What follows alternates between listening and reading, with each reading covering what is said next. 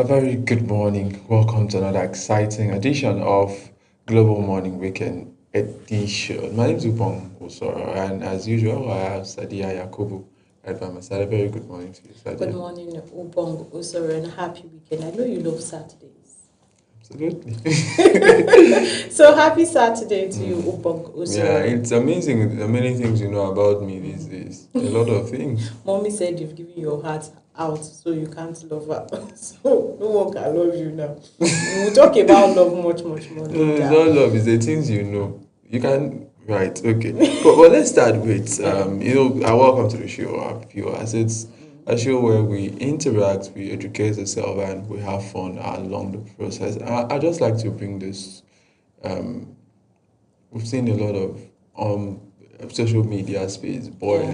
morning. One has been very sadly the loss of Alex Akubo, Cool. who was a cinematographer, a movie star, producer, an actor, and is gone at the age of 40. 40. And we've heard that it's been kidney cancer, some said liver cancer, but whatever, we've heard cancer. Cancer, Right. cancer. Yeah, so I wanted to bring the conversation this morning how we should listen to our bodies, yeah, and we should pay attention to our bodies because the greatest asset we have is our health. Yeah, absolutely. So before I say anything, many thanks for joining us on Global Morning Weekend Edition. I am Sadia Yakubu saying welcome to the show. On the set again with me and my G, Ubong Usoro. So I think we should listen to our body. Maybe we should have a regular checkup. All right. For me, I know his own case. He was aware Yeah, because he was. he always participates in anything related to cancer. Right. So at some point, I felt, is he a cancer patient? And he's trying to hide it away from the world because You thought about this? yes, because he was always participating in anything, any program related to cancer. He's always there. The late Alex, he's always there. Anything cancer, he's always there. So I begin to, at some point, I say, is he a cancer patient? Right. Is he battling cancer or has someone close to him that's suffering from cancer?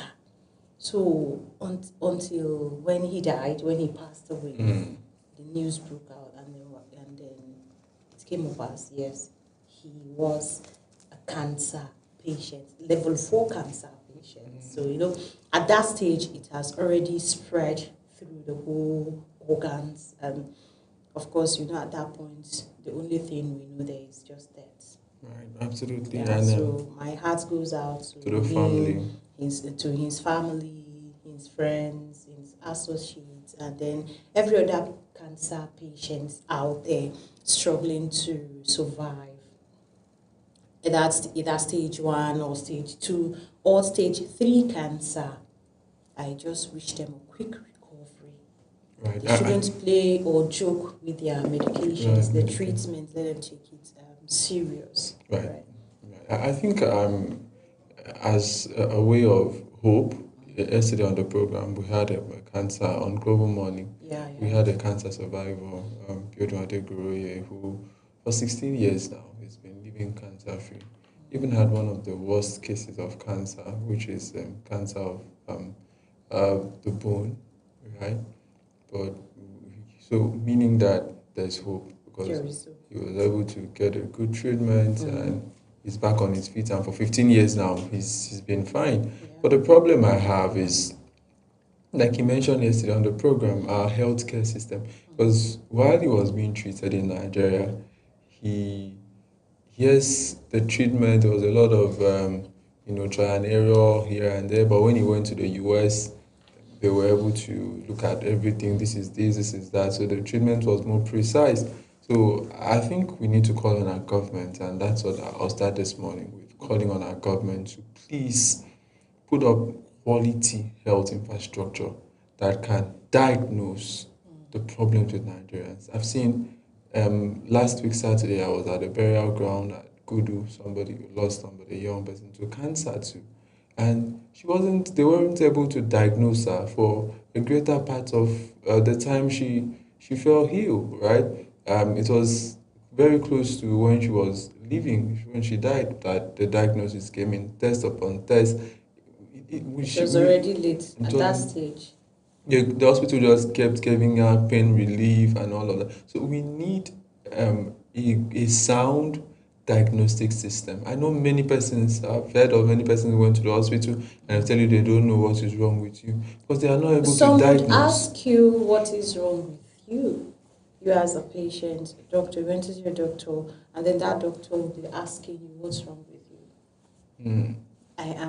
I came to your hospital for you to check me and tell me the problem, something that is wrong with me. But you that I came to meet is asking me what's my problem. So how do you go about that? All right, so those are conversations that we must keep having. Please, we need quality cancer research centers. Cancer can be defeated. For those who are listening It to us this can, morning, please don't lose hope. don't. Um, do the checks. If it's breast cancer, whatever cancer, avoid what needs to be avoided. I don't know why you laughed, but No, but as much as we have some cancer patients out there who are willing to go extra to survive, to fight the cancer so that they win and cancer don't win over them. We also have some persons who are, let me say, who are like, I don't care, like they don't even care. They will have every treatment at your doorstep, but they don't pick it up, like they don't value it, they don't give it, they don't do it the way it should be done. You give them medication or treatment, you tell them to do this. They don't do that. They don't abide by the rules. You get, they ignore and say, maybe my village people, as usual, Nigerian slogan, my village people, or nothing will happen, I'll be fine. It's just mere. Nothing is mere. Cancer is not a mere sickness. It's not a mere illness. All right? Cancer is a kind of illness that needs treatment, consistency. All right? You do everything regularly. You don't joke with it. That's when you get better. All right? Just like our guest of yesterday on Global Morning. If he wasn't consistent, if he wasn't pushing, if he didn't push, he should be gone by now. right, absolutely, yeah. Yeah, so as much as we have cancer but the patients, country too, because one of the reasons why some persons may not push as much is the financial implication. Cancer is it's very very expensive. mentioned it that when he was in Nigeria, this was 16 years ago. Can you imagine 16 years ago that after 1 week of treatment, they brought him a bill of 1.7 million. And he looked at it and said, if this cancer does not kill me, the bill will kill me before the cancer. Because if it's one, and this is a treatment you needed to do for 6 months, and 1 week you are paying 1.7 million. How much are you going to pay? So you calculate that's a lot of money. How many Nigerians can afford that? And for, like our guest said, he's a retired teacher, a government teacher. So he had to find his way out of Nigeria. And because when he went to the US, he was able to get some support here and there, and people were more willing to assist, and he was able to get the treatment. So we need to make sure that cancer treatment in Nigeria is subsidized. Yeah. The government should at least subsidize it, make it affordable for Nigerians, because those drugs are costly. Many Nigerians, especially with our exchange rates, will not be able to. Because when you think of going there, I've seen persons who've left the hospital and now fall back to herbal products just because of finances.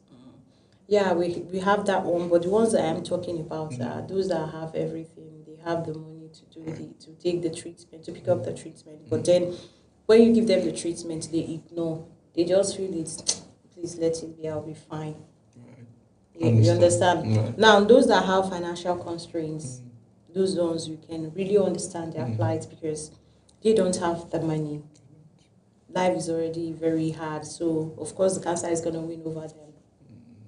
Instead of them to win, the cancer would win. Except God actually intervenes. Except if God intervenes. Maybe you get help, financial help, sponsor through any of the NGOs that comes to support cancer patients.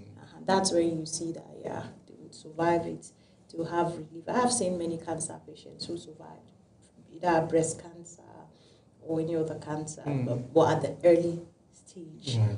But once it gets to stage 4, less miracle. Unless miracle. And I believe in miracles because miracles still do happen. But let's move over from the cancer patients. I hope the government have listened to what we've said and the patients too have listened. Like Sadia said, keep to your medications. I know it could be difficult, but just keep going. You will win. I truly believe you will win. I'd like to talk also very quickly. Let's highlight those issues that we've seen on social media about a relationship issue. a former host of the Big who wants to be a millionaire host. Frank Edo, his wife, there's a singer in the mix, Chike, and a lot of thoughts flying around. Usoro, if you were to go about this issue of either married women having extramarital affairs, this thing has been ongoing for quite some time now. Married women having even married men. In fact, let me post. No, but married men, we know that one. Wait, married men prefer going after married women. Yeah. I'm telling you this. I made findings. I'm telling you this. Some married men will tell you they prefer going after married men. What, for God in heaven's sake, why would you prefer another man's wife? You have yours. My religion, you can marry 4 wives.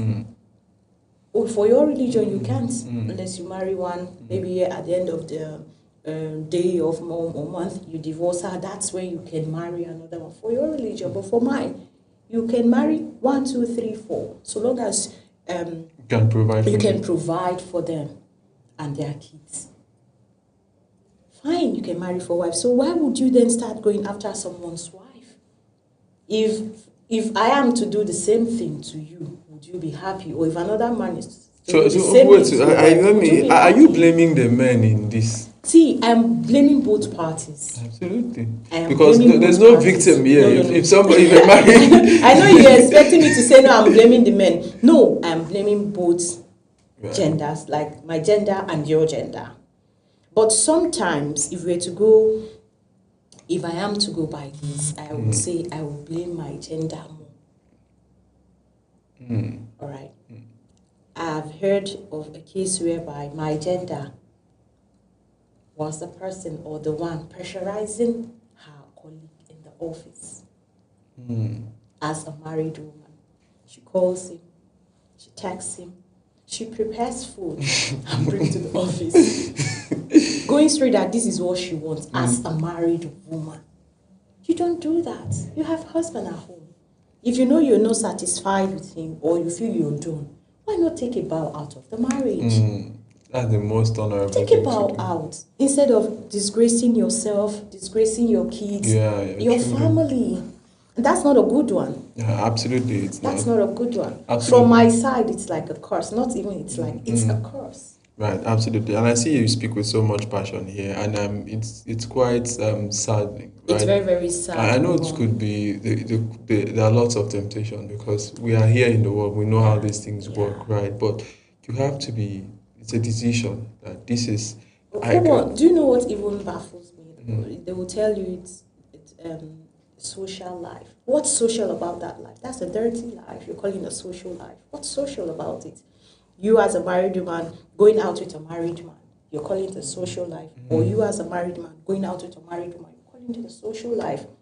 Now, Frank, you're supposed to handle this thing outside the media. You're not supposed to bring such issues on the media. It's not everything that is meant to be dished out on the media. But I think he handled it gracefully when it happened. No. Why would you talk about it now? Just let it be. He was asked. If you are asked, there are ways you go about such questions. If you want to answer them, say, Mr. No, please, this is a private affair. I would like to talk about this behind the camera. Because it feels like sharing needs out, but for me, it's not meant to be out. Because there were narratives that that have been around, and he's not really spoken about this like clearly. So some persons narrative they were that there was domestic violence. There were lots of narratives around Well, it. if they are saying domestic violence, okay, what he said, he should provide evidence. Right. Let him bring out evidence. Of the affairs. Yes. But the wife came out and there are voice notes. I don't want to go into that, right? But there are voice notes on all over the social media as to this. So now you understand why I'm saying it's not they've supposed to go there. And this one say, this for me, I just feel that it calls our cultural value system into question because we've always had culture, right? And one of the things that we respect in my place is when somebody is married, you dare not even think of having an affair with a married woman. We will say that once you sleep with a married woman, you are owing debt, like to die is a debt that you will pay very soon. Yeah, So one sure. of the days to come knock at your door. So that's how cultural it was. But I think now a lot of the some women and some men, they because of maybe modernization, they no Exactly. longer That's why I said they say put up. that is social affair, like social life. So if you don't do that or do this dirty attitude as a married woman, you are not social. Let me bust your bubble. They have a group, a WhatsApp group. I have a reporter from my state. on national TV. Did I call the state? I didn't. I just said my state.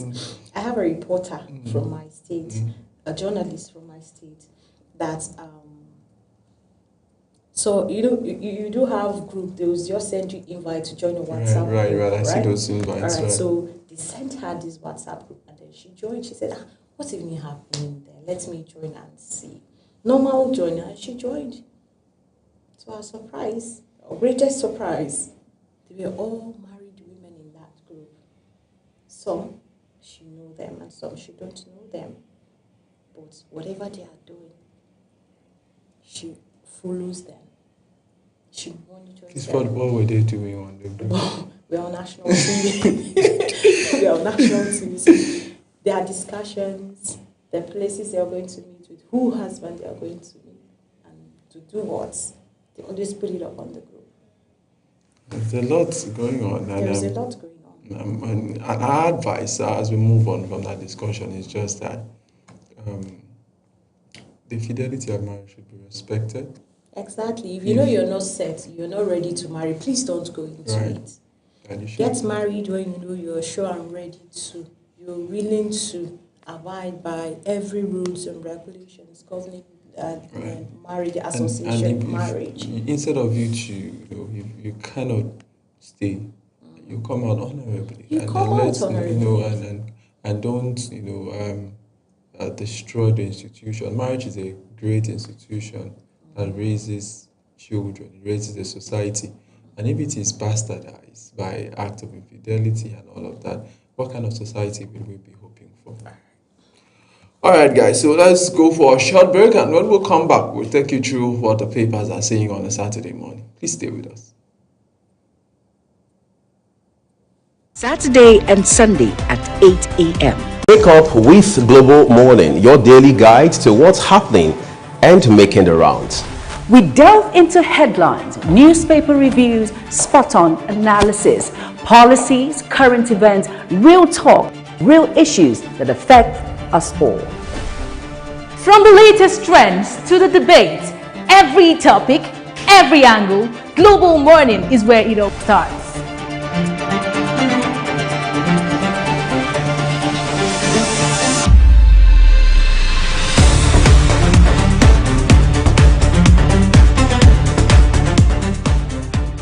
Global Morning, For the latest issues, always on point. watch Global Morning Monday to Friday at 7 a.m. Saturday and Sunday at 8 a.m. on Global Television.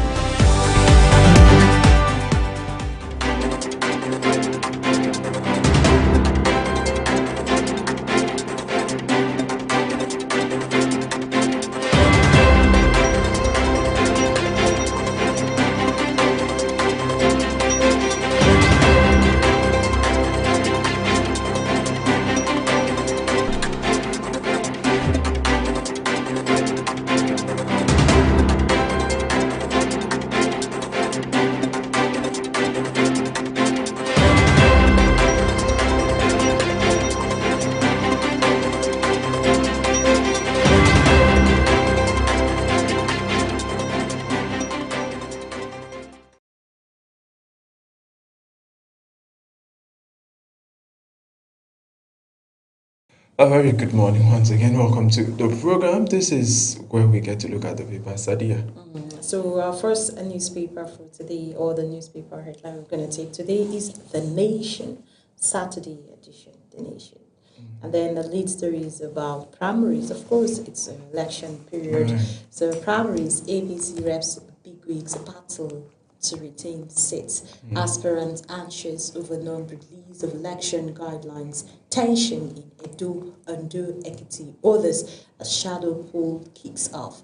APC clears at 21, disqualifies for Fubara loyalists, and Rivers controversy over Kaduna aspirant Buba's age.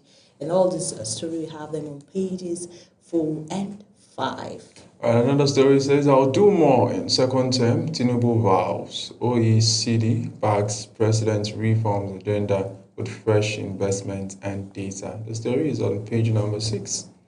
All right, so EFCC, that is Economic Financial Crimes Commission, arraigns influencer Blessing CEO over alleged 36 million naira fraud. Oni, Queen Mariam, welcome twin princess. It's on Yeah, page I 3. saw that yesterday. Congratulations to the royal To the family. royal family. So INEC to subject parties' membership registers to verification, says 22 parties met deadline for submission. That's on page 5 again on the Nation newspaper. Many adopted as Boko Haram invades Borno Primary School. All right, so last headlines for me. 2 dies as gunmen abduct principal, staff, student in Obumosu. Sad. Let's take another paper. That's the Punch newspaper this morning. All right, let's see the Punch newspaper. All right, the Saturday Punch. The lead story, terrorists strike 3 Oyo schools. That's a very How bad one. gunmen killed assistant, headmaster, motorcyclist, abducted teacher, pupils. Oyo short school in 4 local governments. Security agencies hunt kidnappers. Many Borno people captured. Lawmaker fumes. Insecurity. And insecurity.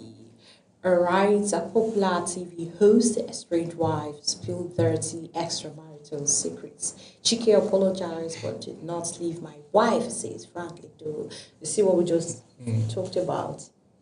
Now take that. Let me take that headline. The catchy place says dirty extramarital secrets. And I saw the date he had to So for stuff like this, you don't bring them up on social media. Even though I know journalists will ask questions, hosts will always ask questions, but the ability for you to skip such questions lies. It's in your Yeah. lies So you with don't. it. If you bring it out, people will help you continue playing dirty with it. Absolutely. I love this next story. I studied for 8 hours daily to score 372 UTME candidates. Congratulations to her. Absolutely. Hospital raid. EFCC vows after backlash over rights abuse, and that's on page 4. All right, that was in my state, Akwa Ibom. Lots going on. Kidnappers killed 18 victims during my 9 months in captivity. Businessman. I have a big one here, and which will be the last one from me. 5 police inspectors kicked out for armed robbery. Page Yeah. 7.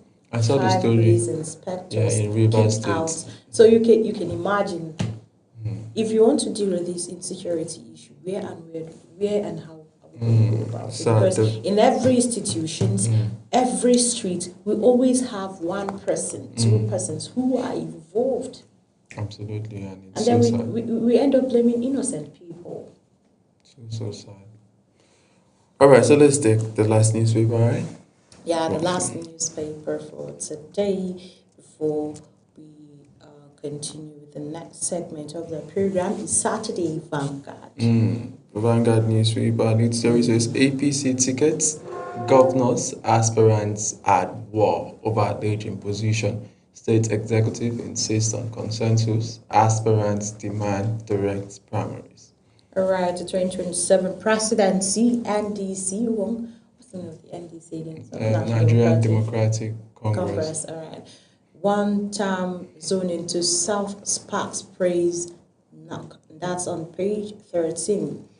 Arrangements Master Stake, am I correct? Okoji. Atiku's entry may threaten Obi's chances. All right. Drama in Kwara Market as Russell Cow identified through honest, exposed suspected bandits. Cows, they know their owners. Cows, yeah, they know their owners. Especially the Fulanis, you see when they are going out with their cows, they communicate in a unique way that the cows only understand what his master is saying or their master. It's dogs that I know, dogs and cats. I know they can know. If me or you walks on the street and we see cow, they won't answer you and me. It sounds funny. You do. Because that's how you see a Fulani man chasing the cow doing. So me and you that want to copy or want to act. So when we do like that, the cows are they that intelligent? But once the master just do, you see the cows start moving because they only understand what the master is saying. Absolutely. Where I come from, if they say you are a cow, it means you don't get. But then it's not like that. Now, just what we are saying here, just try it out. Like, can you buy a cow and be a pet? I can't. I can only buy a cow to slaughter.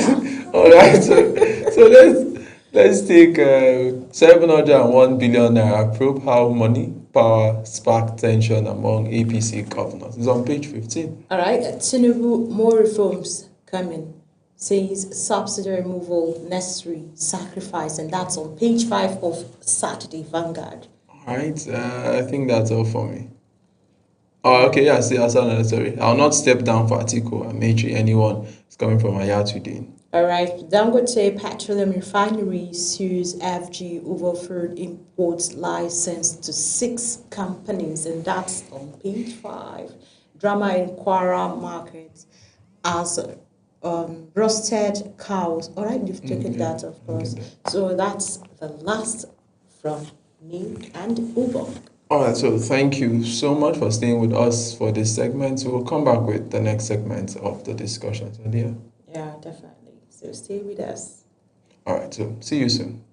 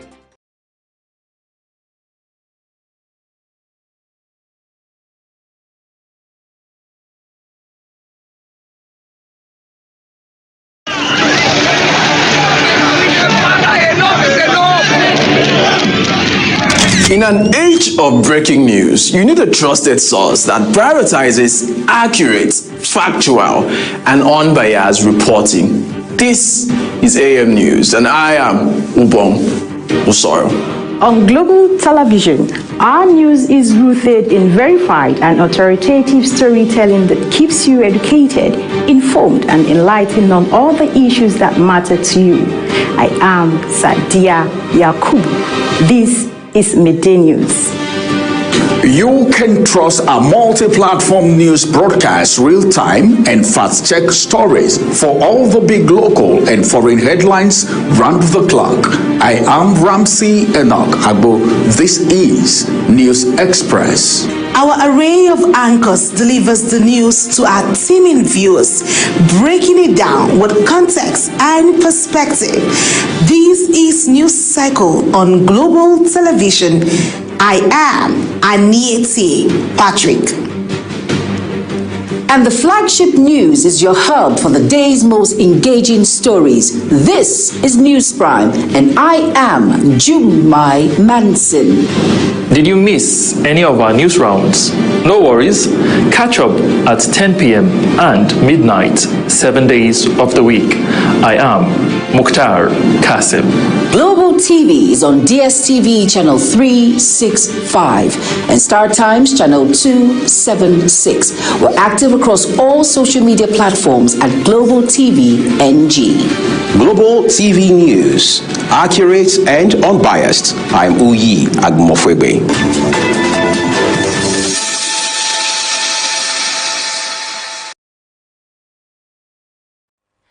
Hello and thank you for joining us. A massive weather system has swept across the country as seen on the satellite video, triggering flash floods in several cities with over 50 millimeters of rainfall recorded in places like Lokoja, Benin and Benue State. So going into Saturday morning is expected to stay mostly calm and cloudy with only slight chance of rains across parts of Taraba, Akwa Ibom and Cross River State. But by afternoon, thunderstorms are expected to intensify across much of the south and the north central region, extending to parts of Taraba, Adamawa, Gombe, Bauchi, Kaduna, Kebbi, Zamfara and Sokoto State. These storms are accompanied by strong damaging winds, so if you are caught up in it, you may need to wait it out or seek shelter when necessary. I am Akami Samarda, and I'll see you again.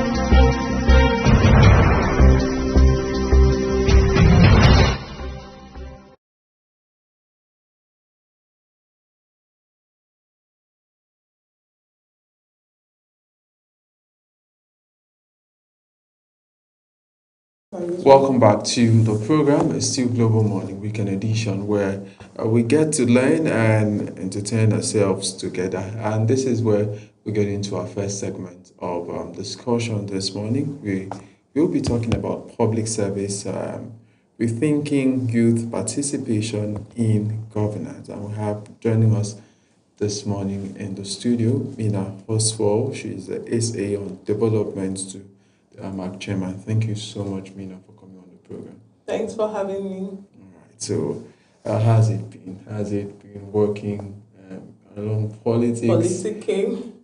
Yeah. It's been going good. We're trying to see how we get it right this time. So, we're working very hard to make that happen. All right. So, public service, we see a lot of Nigerians see public service as a sector or something reserved for the elites. So many Nigerians today do not even want to work in public service. I know many persons who jackpot, who just feel Nigeria is not working, it's not worth the energy contributing. There are many bad persons who are in public service. How can you effect a change? What has your experience been working around this sector? I think first of all, what we should try to understand is service, public service. What exactly is public service? There are so many fancy definitions to public service, but basically public service is just you and I using our voice, our time to make life better for someone, to make life better, to make the system better, to make our environment better, to make our society better. That's public service. Public service doesn't need a particular title. You don't need a title to be in public service. It's just about you doing good somewhere. It's just about you in the House of Assembly fixing a borehole in your constituency. That's service. It's just you, Ubong, as a journalist, right? Using your voice to speak against the ills in the society. Now that's public service. So it's not actually centered around a particular set of people or elites or tribe, religion, or something. It's just you and I basically doing something right for the society. That's public service. All right. So, but well, I know those days while growing up, we used to have a lot of persons who were interested in what happened around them. Yeah. We had a more communal living. People were interested in seeing that my neighbor's child goes to school, he behaves right. But I think that is diminishing, and more persons are now more interested in themselves and not what happens to any other person. Unfortunately, that's what has become the norm. But again, will you really blame people so much for the actions that they take? Yes and no. Yes, in the sense that you can actually choose to do right, irrespective of what you're going through. You can choose to do right. You can choose to at least make a sacrifice for someone, show a little kindness to someone. Then again, will you blame them? No, because the truth is that survival is hard for everybody, not just a particular set of people. Cost of living is very hard. So then again, like, okay, things you could do with 10,000 naira a few years ago, you can't even do it with 100,000 naira now. So then you have yourself, you have your wife, you have kids. School fees is expensive. Feeding is expensive. Rent, oh my God, like it's as if all of these landlords have just decided to gang up against tenants. Right? So then how do you expect, it's already traumatizing and affecting you psychologically for starters. You live by the grace of God Almighty. How do you want to now carry the responsibility of someone else? It's tough. It's tough. No matter how hard you try to do good, it's very tough, right? So, okay, even the work of the act of philanthropy has also reduced. The rate of suicide has increased. The rate of criminal activities has increased. And it all has to do with inflation, cost of living. How much is a sanitary pad today? I remember in my teenage when we used to buy pads, our parents, my mom basically would buy pad 250, 300, then we became independent and could buy pad ourselves for 450, 500 and all. Now, with 2,000 naira, it's tough to even buy a good sanitary pad. There are a lot of cheap ones out there, but are they really healthy? You understand? All of these things causes cancer and one or two ailments. But, I mean, you just have to use what you have to use to protect yourself at that point. So that is how it is. So how is it possible that you then start thinking of somebody else, thinking of your neighbor's child and all of it? It's good to do so. And that's service to humanity, because that's what public service is about.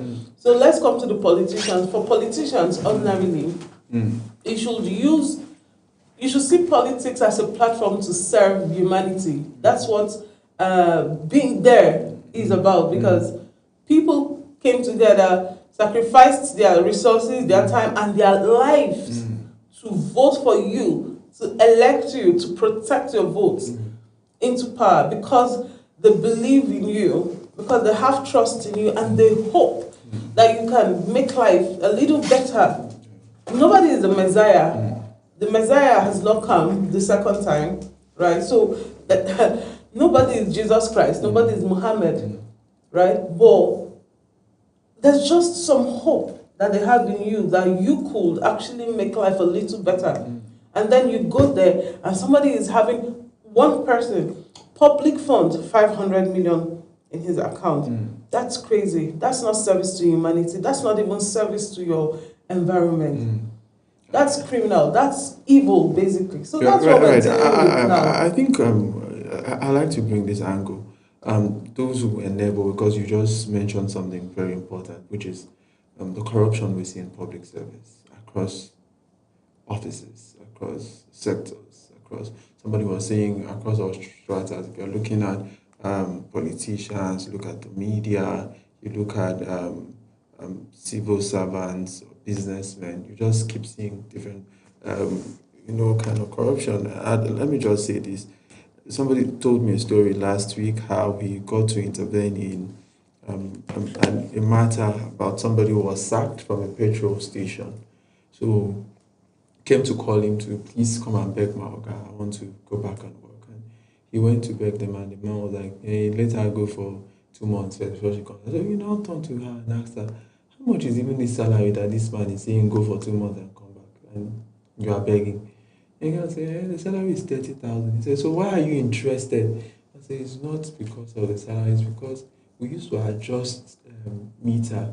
So in a day you can get like 10,000. Oh, I see why you are so concerned in women. It's not for the salary. It's not even for the service. It's for her own. Right. So you can look at that kind of a person that you, on a normal, you not think that this is somebody who's engaged in corruption. But look at that baseline kind of corruption. So I like that you talk about how it seems corruption has become the order of the day in public service. Yeah, because of cost of living is high. The inflation is affecting everybody. So. And we've actually not got it right. That's the truth. Up until this point, we haven't got it right in governance. So we're still going to be dealing with this kind. Look, Nigeria can't even survive on borrowing anymore. That's how bad it is. The people voted and expected that they'll make life better have landed us in so much mess that I am telling you, Ubongi and I will never be able to pay. If they have to pay the debt that Nigeria is owing, you and I will have to contribute, that every living Nigerian will have to contribute 1 million naira at least. Do the mathematics, and we have a population of over 200 million people. We have to pay over 1 million naira each Nigerian to be able to pay that debt. Crazy. So is it really inflation or is it greed? Because I know both. There was time we used to have principles and I know many of this kind of, maybe you've had experiences with people who were in positions that they would have, had opportunity to launder money to steal, but they did not. But yeah, today but it seems the ratio. The percentage is very tiny. The percentage of the people that have refused to participate in corruption is very tiny. As it was then. Yeah. And if you don't even participate in corruption, go and check out those people then that refuse to participate in corruption and go and see their lives, the ones that are alive and everything. They're living in abject poverty. Some of them are fragile, ailing, and can't even afford good medical treatment for themselves, and the government that they served does not even care about them. Nigeria doesn't care, unfortunately, about her own. Former Super Eagles players, people that have sacrificed their time and lives bringing glory to Nigeria, a lot of them end up wretched. A lot of them have died because they couldn't even afford good life. The basics, good medical attention and all of that. So that's it. And then when these other ones come in now, they ask themselves, is it even worth it? Is it even worth it to live right in this country? So it takes the grace of God and your heart to decide that you want to live right, no matter how tough it may be. Nobody can even survive on the basics, which is salary anymore. Because even, I know what I've spent coming here from my house. Bolt is damn too high. Right? So you do the calculation, then you tell yourself, for how long am I going to go on like this? They are not increasing salaries. They rather even owe salaries, but cost of living keeps increasing every day. You can't even, as this right now, even 2 million naira cannot even get you a decent self-contained. And if you complain, they're going to ask you, you don't have to live in Abuja, you can go back to your village for God's sake. My brother, Nigerian matter, All right, so but let's talk about the principles that guides somebody who's involved. We had a community principle where communities were known that anybody who goes astray, who is engaged in corruption, was shunned. That person was embarrassed in a way. Some communities will walk you around, to show that this is not what is accepted. As the Bakassi, no, not Bakassi. What do they call them? It's Bakassi now. A lot of persons in the South do it. And that's what they call this group that used to do that to criminals. This community police people in Port Harcourt now, we call them OSPAC. Okay. I don't know what they call them. Maybe Bakassi boy, something like that. Yeah, all those kind of things. Right. But today, there are lots of defense to corrupt practices in public service. One of it is he the first person? Is it because he's not in the party of the president? We've seen that people say that again. Is it because he's not in the religion of this person? How is this affecting our growth as a people? Look, as far as this set of leaders are concerned, or are still at the end of affairs, Nigeria is not going to be good anytime soon. Corruption is going to rather thrive, even higher and better, except the youths, you and I, begin to study the system and get involved in the system to be at the decision-making table, right? That's the only way we can get it right. And even at that, we don't want a situation where we have people that are being imposed, young people that are being imposed by their godfathers. For example, the FCD minister in Port Harcourt is trying to impose his young son, into the House of Reps. We all know that with the influence that he has in Nigeria, with the judiciary and the INEC and all of that, he could actually succeed in fixing his son there. Well, the question is, does the child have the capacity, the quality to lead, to represent the people of his constituency? Does he even understand what governance is? Or he's there because his father influenced his way to the top? Situations like that are the problems that we face, young people in the system. Because even when you have the capacity and ability to lead, if you don't have someone to fix you there, it's very tough. These same people are there and keep imposing their son, their nephew, their loyalists and all of that. And when they do that, they still influence the decisions that are being made and carried out. Who decided that fuel should be 1,000 something? It's someone, the president. On the day of the swearing in, he just announced a fuel subsidy and our lives never became the same again. And you know what goes up in Nigeria doesn't ever come down. So that's how it is. So until you and I decide to get involved, to study the system, the school in my community is falling off, it needs renovation. And the local government chairman should say, thank you for bringing it to our knowledge. Look, yeah, they're human beings, right? You need people to be your eyes, to tell you what's going on in the environment. And if it's brought to your table, to your notice, what you should do is, thank you, send your team, go and inspect the situation, and then put it in your budget and start working on it, right? But instead of that, you end up beating the girl, attacking the person, the whistleblower, or arresting the person, antagonizing her. That is practically tyranny that is going on under this, in Nigeria, basically. Let me not just attribute it to one to an administration, because I always tell people that, is it that you, as a supposed leader, do not have the heart to feel that what you're doing is wrong? Right. So I'd like to talk now about young persons participating. How are you've been around for quite a while, and you've worked with young persons. You are a young person who's participating in public discourse, public good, and all of the work you do. How have young people in Nigeria been involved in public service? The participation is still very poor.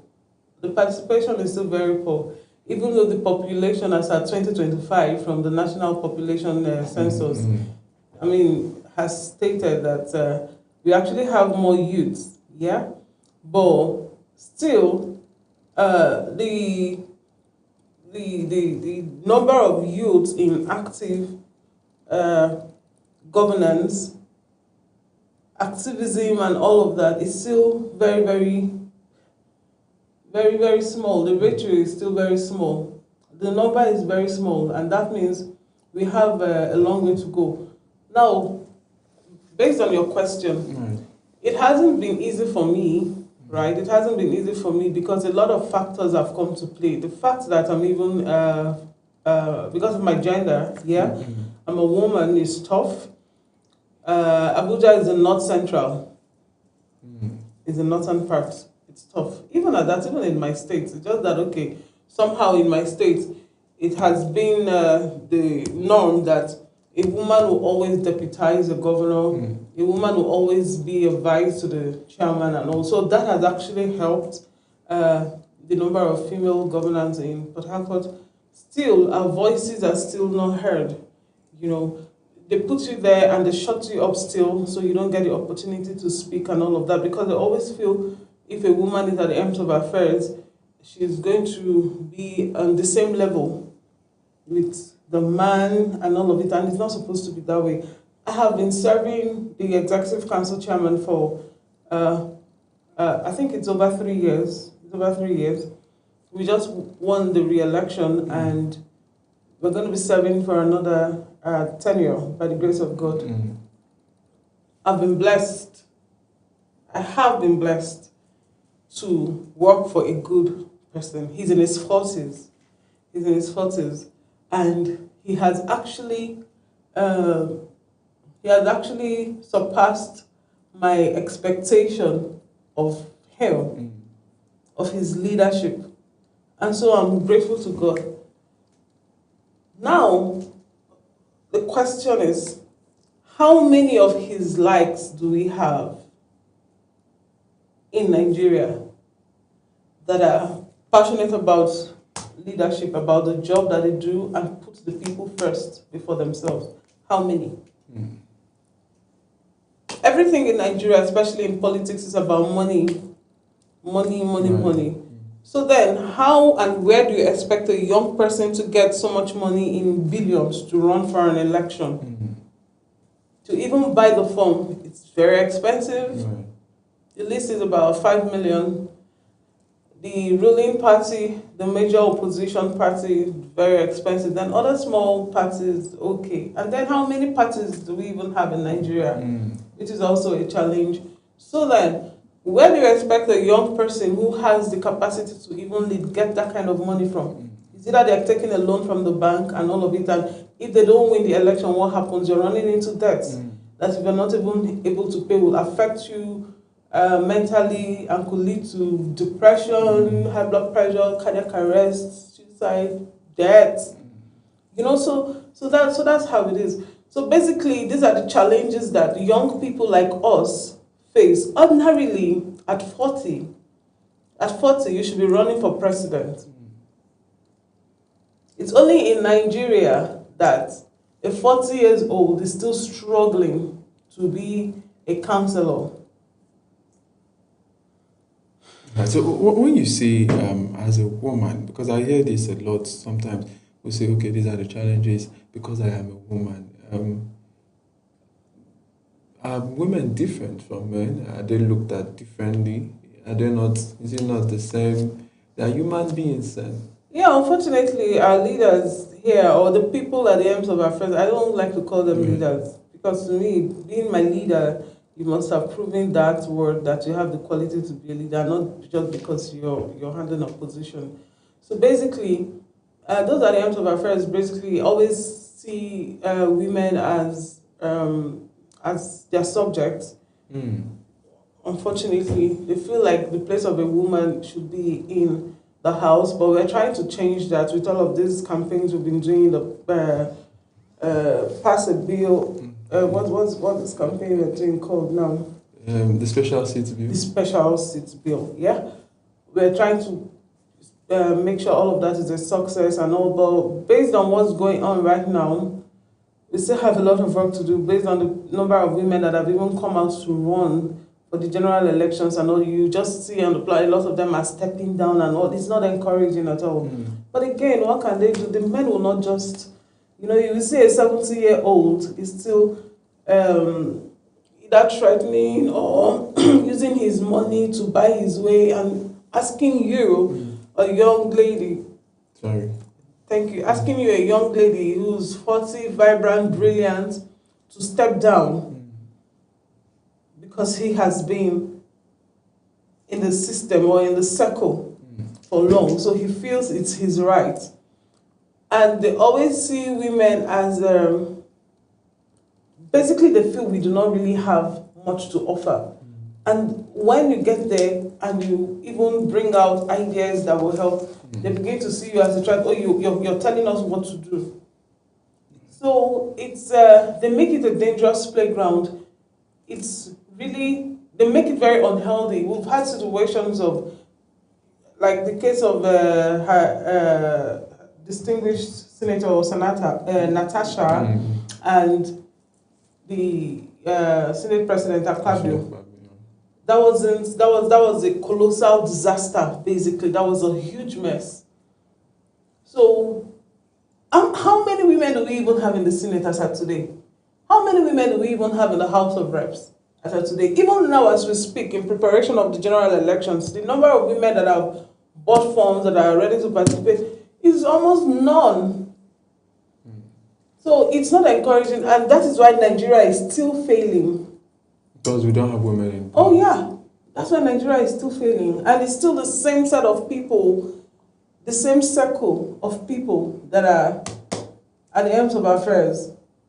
And the future is now. The future is here. Right, so let's talk about that future now. I'd like to know, do young people in Nigeria support young people? Because there are questions about the fact that we have many Nigerian youths who are doing well, who are blessed.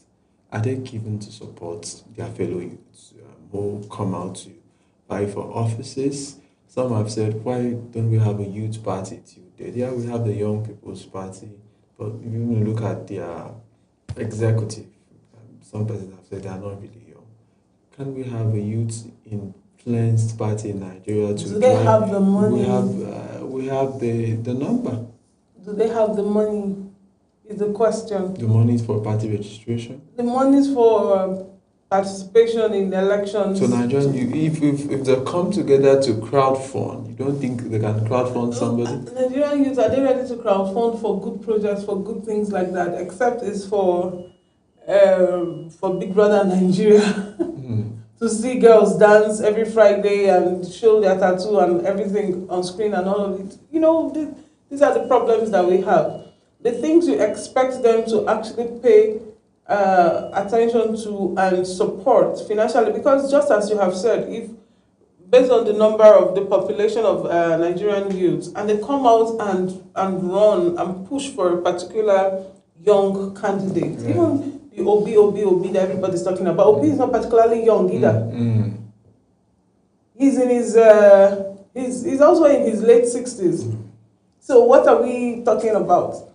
So we're talking about somebody at 40 running for, okay, look at Omoye Sowore. Sowore is a young man, brilliant and all of it. But Sowore too is above 50. He's not young either. But even at 50 plus, with all of his activism, and this man has put in so much. I'm not here to campaign for Sowore because I have my principal. My principal is Atiku. Okay? Will Nigerians come out and vote for him? How many people are in his party? Do you understand?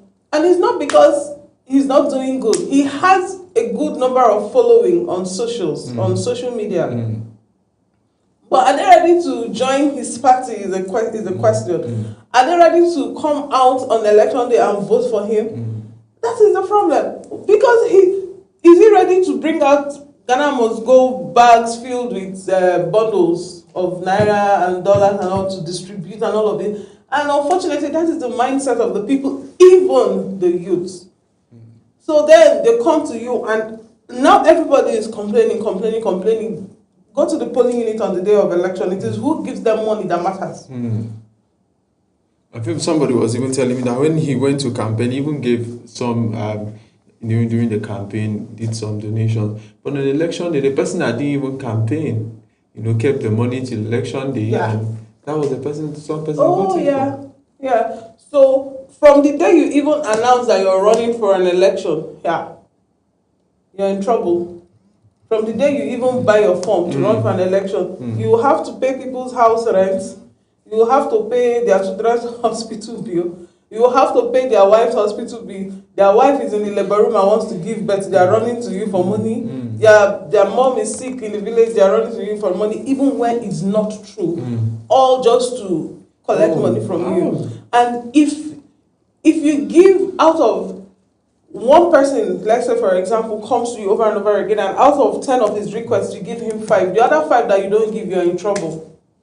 You're a bad person. You are in trouble. They will forget the 5 that you gave and remind you of the 5 that you didn't give. So can we say that Nigerian youth are also the problem? Yes. Yes, we are the problem. We are the problem. You and I are the problem. But we've seen lots of creativity in other fields of endeavor. We've talked about, for instance, entertainment in Africa, music. But when it comes to politics, it seems there's a deliberate attempt to exclude the youth, or the youth themselves deliberately exclude themselves. Youth are not ready. They are not interested because it's not fun for them. One, it's not fun for them. One, and two, those ones, the older ones, are still not ready to support. Okay, but in those industries, the older ones are there, but the youth are doing great. No, it's not the same. In politics, it's power play. It's power play. Money is playing out. Spirituality is also playing out. There's a whole lot of things. So you have to be very strong to be in the system. If you're a child of God, you hold God like times 100. You understand? If you're into voodoo and what is it called, you do that one, and so you can imagine there's a whole lot that that plays around, even in the entertainment industry as well. There's a whole lot of stuffs, diabolical activities that also take place and all. But in politics, oh my God, it takes the grace of God to be there, to remain there, and all of it. So Nigerian youths are not ready to deal with all of that, unfortunately. We only know how to, we're still just complaining until we decide that we are ready to take over, governance. It's going to be tough. We're just going to keep suffering. All right, so of recent you did a program, Limitless. I'd like that you speak to us about it. What was it about, and is it something you want to continue doing? Yeah, the Come Talk Africa. Okay, that was a beautiful community engagement that the organizers, in collaboration with us, AMAC, had, bringing successful people at the top to come and speak to youths using their life experiences to inspire them, basically. Hopefully, we actually collaborated with the organizers, because my chairman, my boss, is a youth-oriented person, of course, as a young man he is, and he also has his own story, about how he got to the top. He didn't have it easy. It was never easy. So in Come Talk Africa, you tell us your story on everything you've been through to get to the top, so to encourage youths that, look, if I can make it today, you also can, irrespective of what you're going through. Do not limit yourself to your situation, feeling like your situation is worse and you can't get there. No, you can also get there if I can. So that was a beautiful event that we had, and it was a success, and I've been having a lot of calls regarding that. Youth, we had the Nigerian girl who was the first female to drive an electric train, in the whole of West Africa. So she was there to speak. We had my boss sent a representative. Unfortunately, he wasn't available, but he supported the program. Of course, we financed, and he asked his representative to also tell a little of his story to encourage the people, the youths, basically. So yeah, that was a good one, and hopefully, we're going to keep doing it for as long as it's something that will benefit and impact the youths. We will always be present to support, collaborate, and motivate. Right, so before you talked about the program, the question you answered was about you having young persons get involved, and like you said during the program, you talked about mentorship, how people could hear people's story and get involved.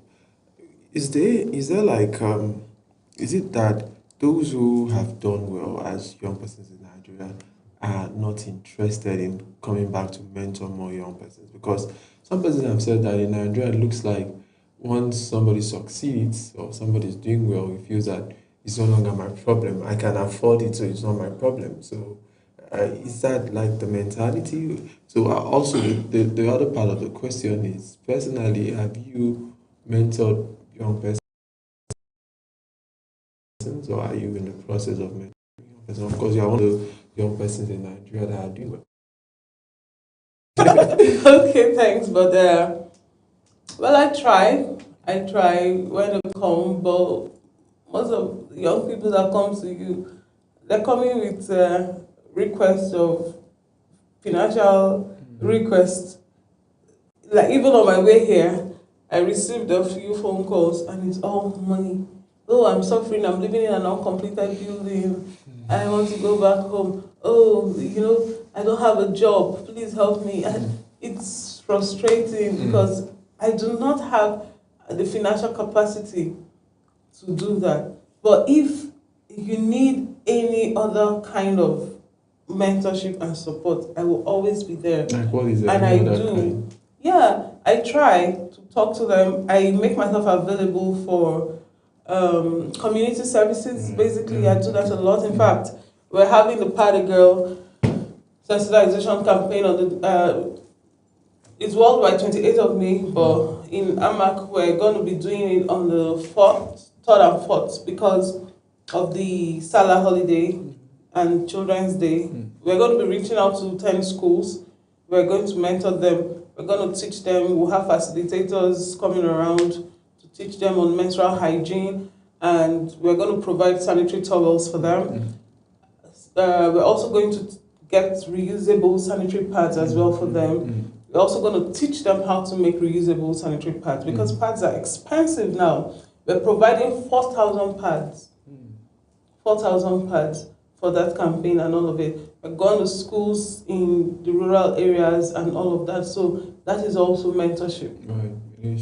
That's also mentorship. Those are the kinds of things that I want to put out my time and resources to do, and not to solve every problem of every person, because I do not even have the capacity to do that. So, but on a general note, do you think that Nigerian youths have been mentoring other persons in different fields, especially I know quite a few good individuals that are doing that put out their time to mentor young people, to encourage them, to support them one way or the other. They speak out, they bring them together, organize events to bring them together. But again, if you put out an event that Davido is coming, oh my God, it's going to be shut down. Shut down. But if you put out an event that, oh, Mina Hospital is coming to speak to you on how to, on something, basically, yeah? Mina Hospital, okay.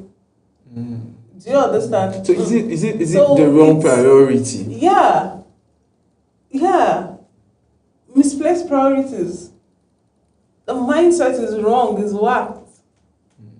So it's messed up. So you're going to keep talking and we just can't stop it anyways, because this is the life we have chosen, and we have the passion for it, and the goal is to see people succeed. So we're not going to stop irrespective of the challenges that we'll face. Right. That just brings me to this. I covered the AMAC election at this city center.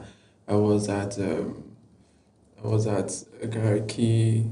I think I went to Lugbe to LEA, where that was a collation center and all of that.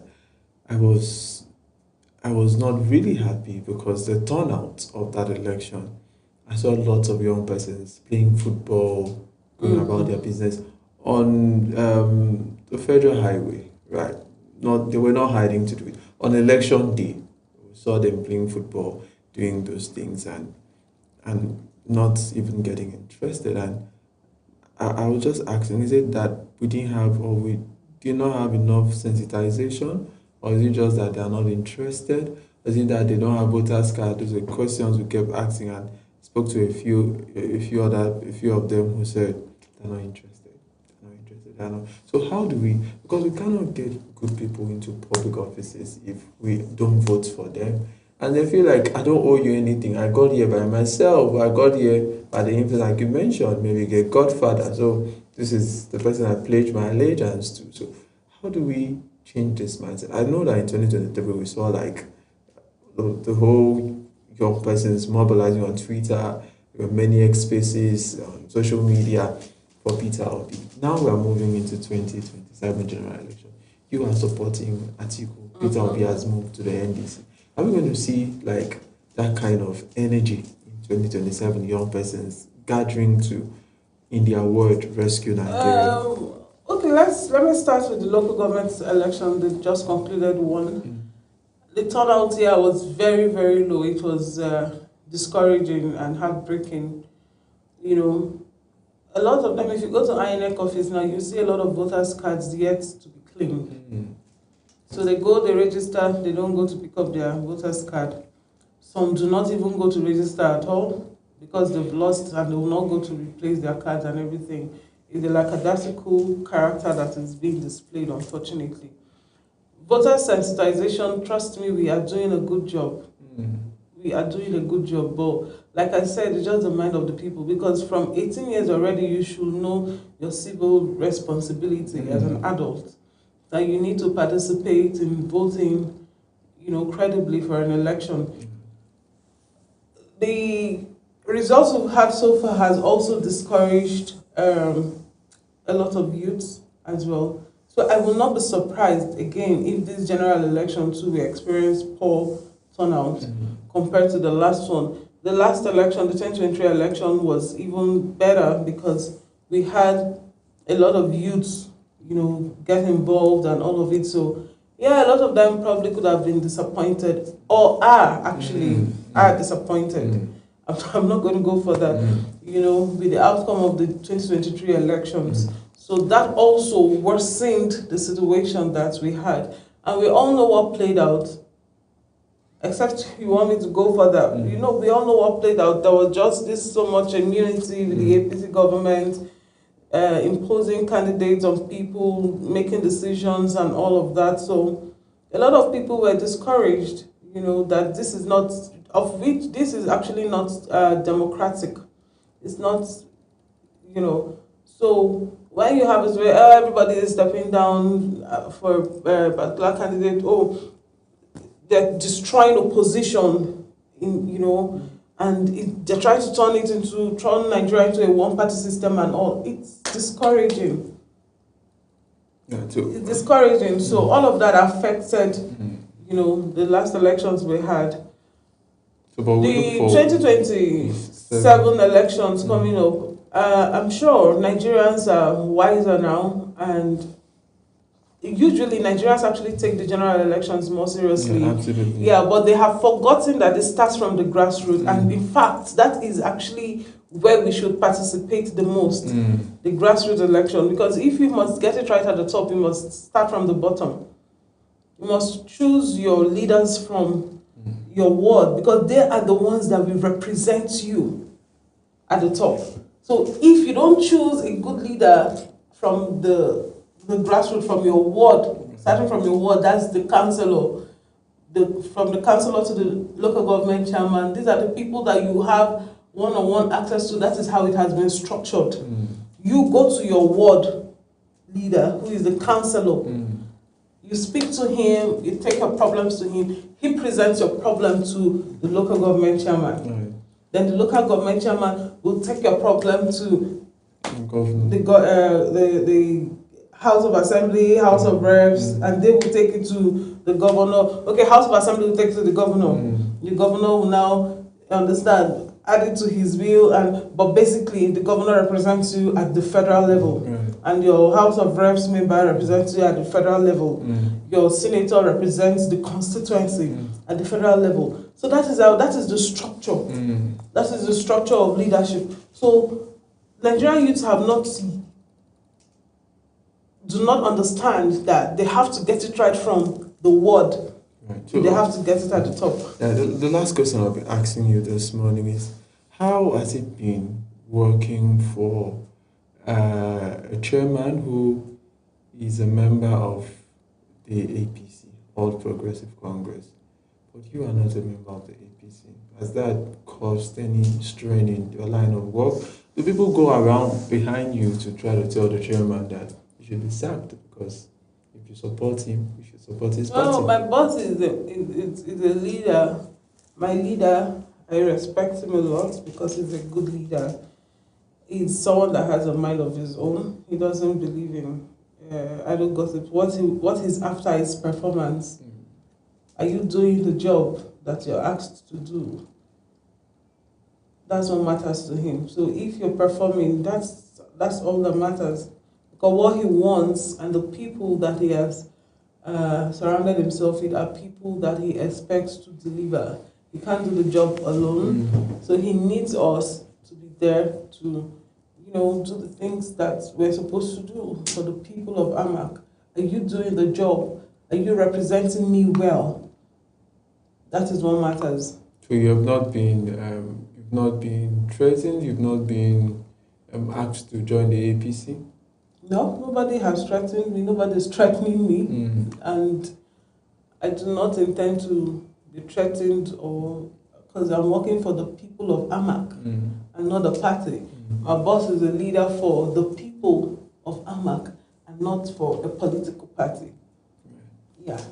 All right. So, final words now. As you leave, give us some assurance that you be a shining light for Nigerian youth in public service. Oh well, they let me be. Okay, so I hope to. I'm going to be in this space for a very long time by the grace of the Almighty God, giving me good life, good health, and long life, and the resources as well to do that which I am supposed to do, respectfully and humbly. I will always be here to be a shining light, as Ubong said, to you are the one saying it. To Nigerian youths. And I hope that when they see me, they get inspired. When they see the works that we do, they get inspired, and we build hope in them that Nigeria can be better. And all I need basically is the support of everyone out there, women, young people, men, everyone, to just see my potentials and see that I have the qualities to serve and not just see me as a light-skinned woman. I don't know what that means. Maybe you tell me when we are done with the program. Thank you so much, Minawas, we really do appreciate your time on the program. Thank you too for making me leave my house very early, cutting my sleep short and running down to the studio. That's what you do for friends. Thank you. Thank you. All right, so we have to end this segment now. Sadia will be coming back with the next segment. Please stay with us. Still Global Morning, Weekend Edition.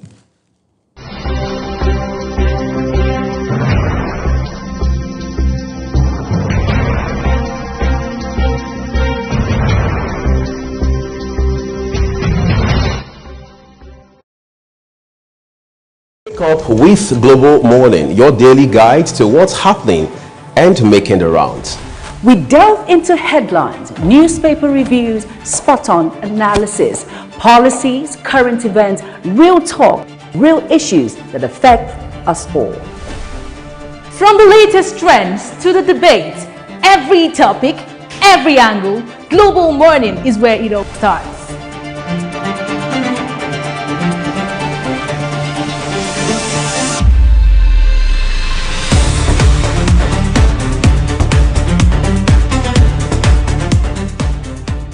Global Morning, For the latest issues, always on point. watch Global Morning Monday to Friday at 7 a.m., Saturday and Sunday at 8 a.m. on Global Television.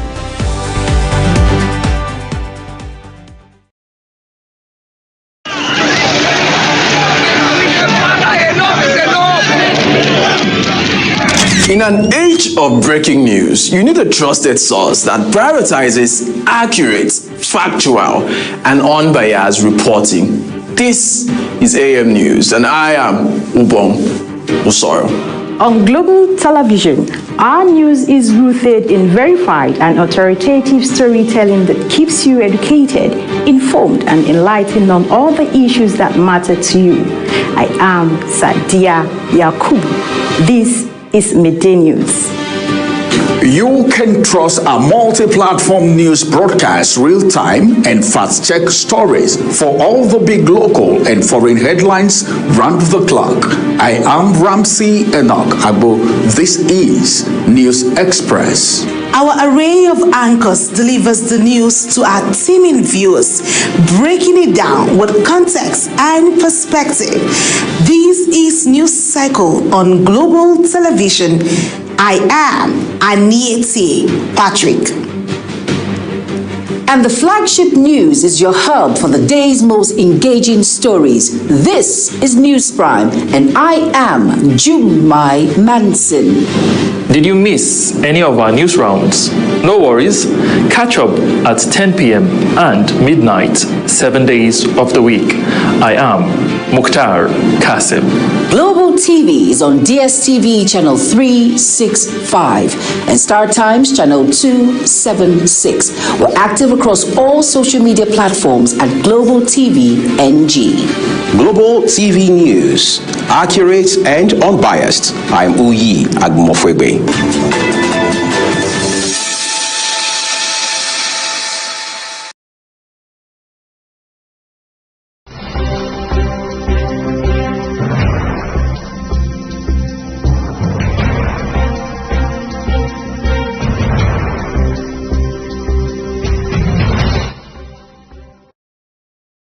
All right, welcome back from that segment of the program with Ubong Usoro and his guest, where he spoke about youth participation in the political arena.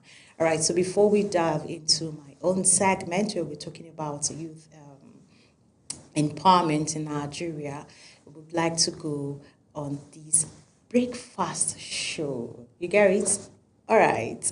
Let's quickly take taste and texture for the weekend episode. When we're back from that break, of course, we'll start the program. Hello everyone and welcome to Taste and Texture.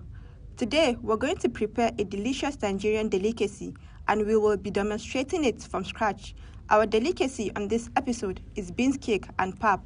I am your creative chef, Saadatu Garba. Beans cake, popularly known as akara, and pap is one of the traditional breakfast options in a Nigerian household. Akara and pap is a hearty morning meal for most homes because of its light and filling nature.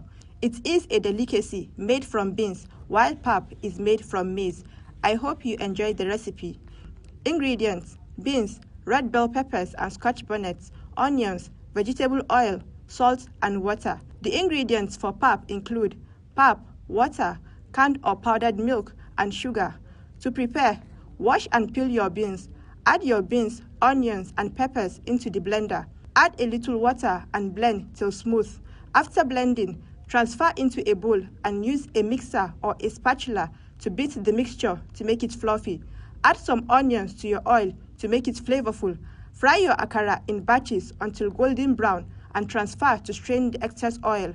To make your pap, put the raw pap into a bowl. Add a little bit of cold water, then mix. Boil your water and quickly add into the mixture while turning to avoid lumps. Add your milk and sugar and your pap is ready. That's it on today's episode of Taste and Texture, and I hope you will try this recipe on your own. I'll see you again on the next creative recipe. This is Saadatu Garba saying take care of yourself.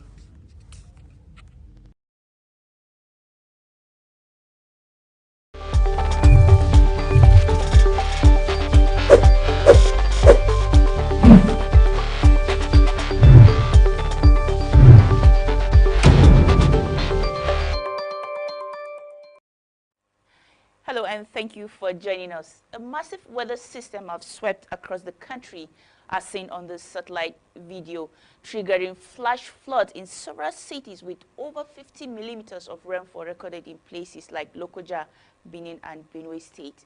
So going into Saturday morning is expected to stay mostly calm and cloudy with only slight chance of rains across parts of Taraba, Akwa Ibom and Cross River State. But by afternoon, thunderstorms are expected to intensify across much of the south and the north central region, extending to parts of Taraba, Adamawa, Gombe, Bauchi, Kaduna, Kebbi, Zamfara and Sokoto State. These storms are accompanied by strong damaging winds, so if you are caught up in it, you may need to wait it out or seek shelter when necessary. I am Akabi Samarda, and I'll see you again.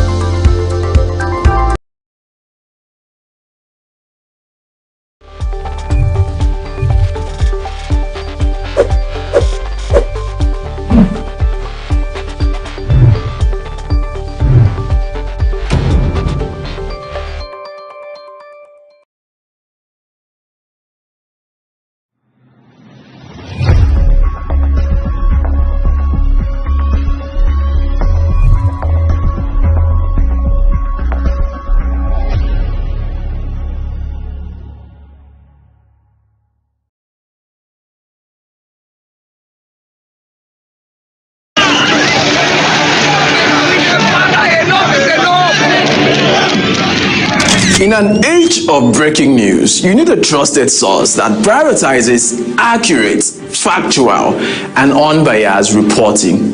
This is AM News, and I am Ubong Usoro. On global television, our news is rooted in verified and authoritative storytelling that keeps you educated, informed, and enlightened on all the issues that matter to you. I am Sadia Yakubu. This is Midday News. You can trust a multi-platform news broadcast real-time and fast-check stories for all the big local and foreign headlines round the clock. I am Ramsey Enoch Agbo. This is News Express. Our array of anchors delivers the news to our teeming viewers, breaking it down with context and perspective. This is News Cycle on Global Television. I am Anieti Patrick. And the flagship news is your hub for the day's most engaging stories. This is News Prime, and I am Jumai Manson. Did you miss any of our news rounds? No worries. Catch up at 10 p.m. and midnight, 7 days of the week. I am Mukhtar Kasim. Global TV is on DSTV channel 365 and Star Times channel 276. We're active across all social media platforms at Global TV NG. Global TV News, accurate and unbiased. I'm Uyi Agmofwebe.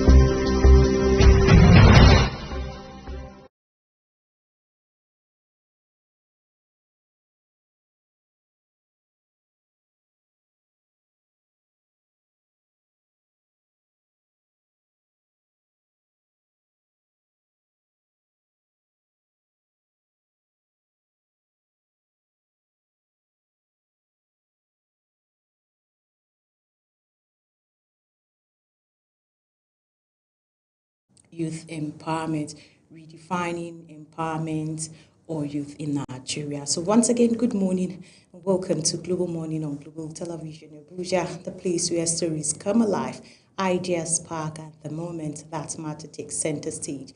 Of course, I am Sadia Kubu. I'll be your host for the next few minutes. DSTV channel 365 and Star Times channel 276. You can also watch on YouTube using our Global TV NG. So on this segment of the program, we're talking about youth empowerment in Nigeria, redefining everything about the youth. First, let's get to understand the topic. Talking about empowerment in Nigeria, youth empowerment in Nigeria refers to efforts that help young people gain education, skills, opportunities, funding and support needed to participate fully in the economy and society, because Nigeria has one of the world's youngest populations.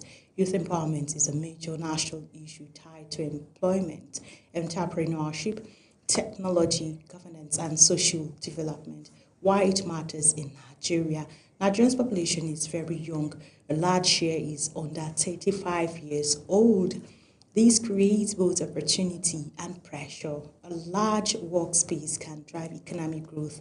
High youth unemployment and underemployment can increase poverty, migration, insecurity, and insecurity currently is one of the challenges facing our country. And social infrastructure, access to quality education, digital skill, startup funding remains uneven between urban and rural areas. So youth empowerment aims to close these gaps. Main areas of youth empowerment, education and skills training. Programs focus on vocational training, digital and tech skills, financial literacy, leadership development, agriculture and creative industries. Examples include coding bootcamps, fashion and tailoring programs, ICT hubs, and technical colleges. As usual, joining me via the Zoom is Waziri Adiga. So if we have Waziri Adiga already, let's get started.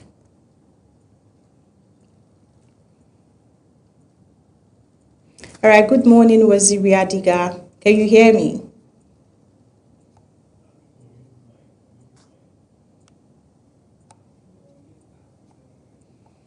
All right, so let's quickly try and bring up Adiga Waziri is here, but he can't hear me.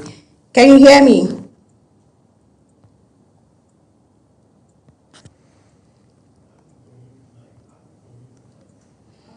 All right, can you please unmute your mic? Because I can't hear you. All right, so let's get started. Good morning once again, Waziri Adiga, a youth advocate. How are you being? Sister, you are looking beautiful and clean this morning. How is Abuja? Thank you. And how is your location? Yeah, my location is fine. It's cool. The atmosphere is peaceful.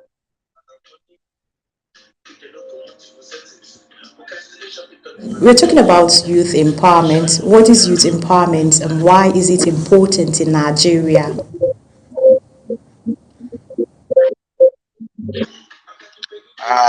Youth empowerment is giving the youth the necessary support, like skills, resources, and educational support to be self-reliant in order to be sufficient. Why it is important in Nigeria is because it reduces unemployment. It's important because it gives the youth the opportunity to be. So this is why the government need to shift attention from white collar job to entrepreneurship, because if you look at the government of today, it cannot absorb most of us that are coming out from various institutions. So the government have to look for other ways of creating jobs, and that is through entrepreneurship, as in employ the youth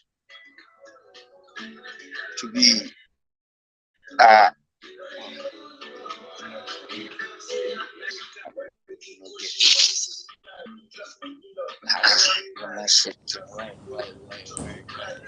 Are you there? All right, I guess we've lost him, but we'll join back shortly. So, if in case you're just joining us, we're talking about redefining empowerment. That's youth empowerment, because most youth in Nigeria, going by the numbers or going by statistics, and are unemployed.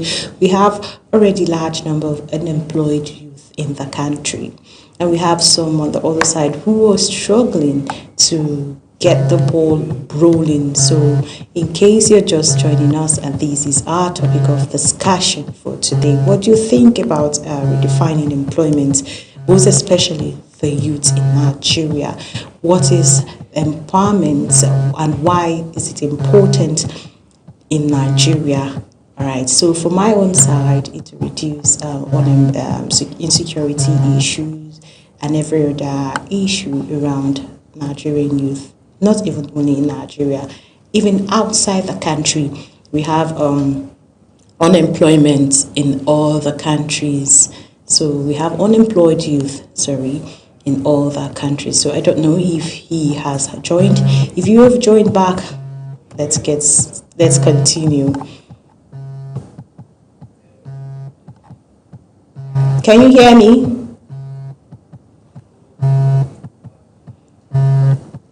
All right, I guess we'd have to go on a short break, and when we come back, we would have Waziri Adiga to continue from where we started.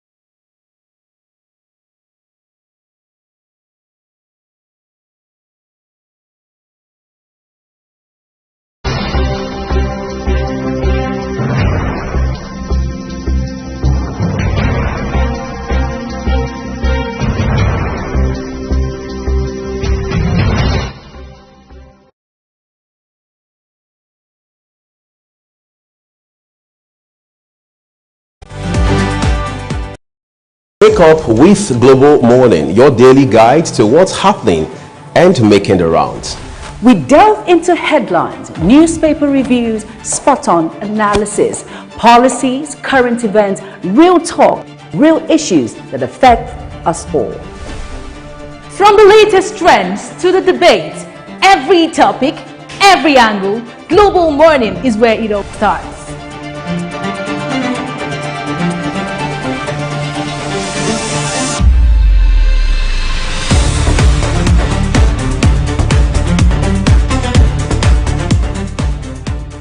Global Morning, For the latest issues, always on point.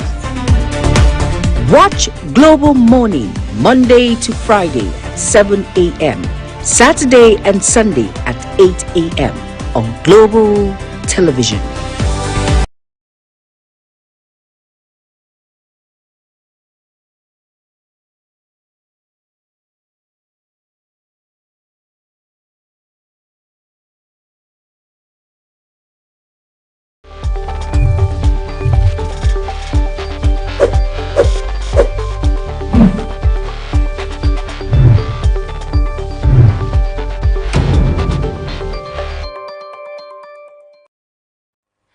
Hello and thank you for joining us. A massive weather system has swept across the country, as seen on the satellite video, triggering flash floods in several cities with over 50 millimeters of rainfall recorded in places like Lokoja, Benin and Benue State. So going into Saturday morning is expected to stay mostly calm and cloudy with only slight chance of rains across parts of Taraba, Akwa Ibom, and Cross River State. But by afternoon, thunderstorms are expected to intensify across much of the south and the north central region, extending to parts of Taraba, Adamawa, Gombe, Bauchi, Kaduna, Kebbi, Zamfara, and Sokoto State. These storms are accompanied by strong damaging winds, so if you are caught up in it, you may need to wait it out or seek shelter when necessary. I am Akami Samarda, and I'll see you again.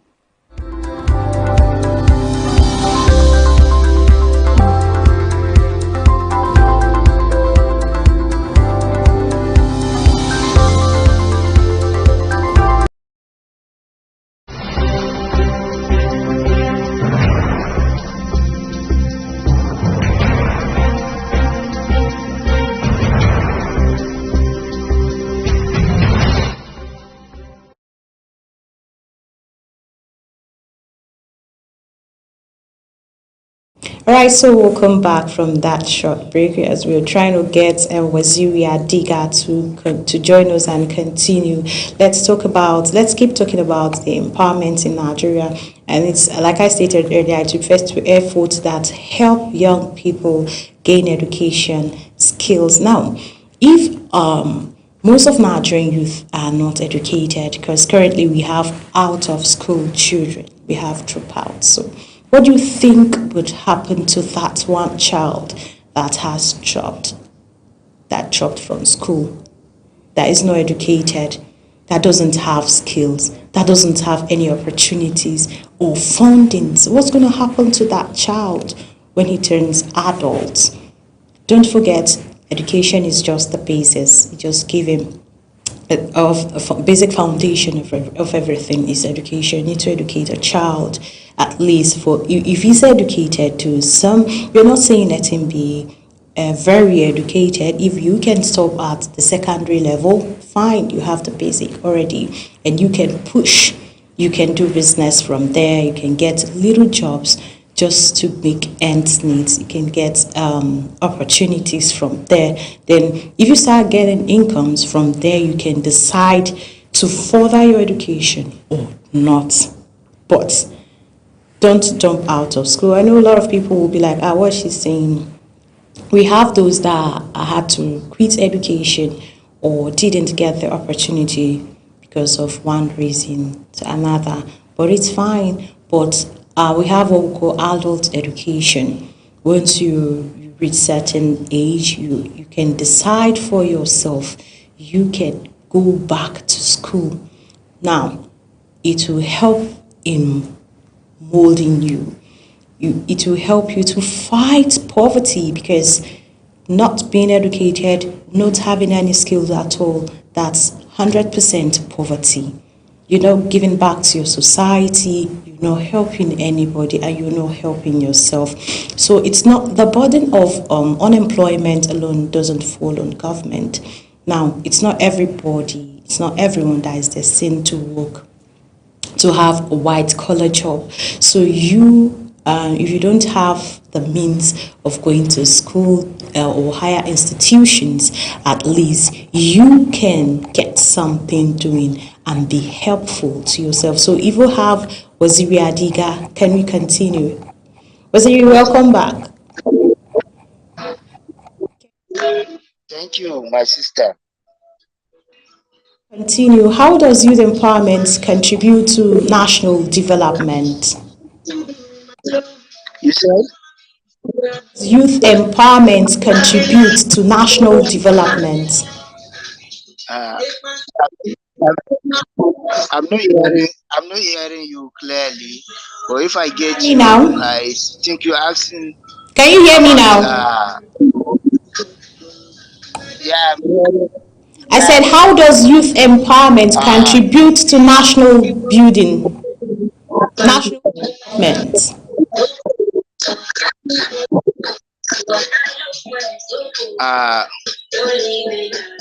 I'm not hearing you clearly, but my message to the youth have always been simple, direct, and clear. If you are not going to school, you should learn a trade.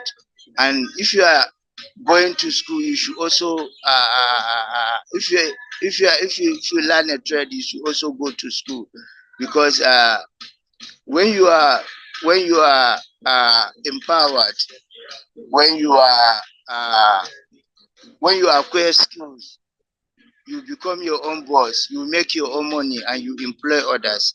I think that's the best way to go. When the Bago came in, that is the governor of Niger State, my first advice to him was to create Ministry of Entrepreneurship. Under this ministry, you have modern vocational training centers in the three senatorial zone, where you can engage young men and women in various skills. After sometimes you graduate and give them startup.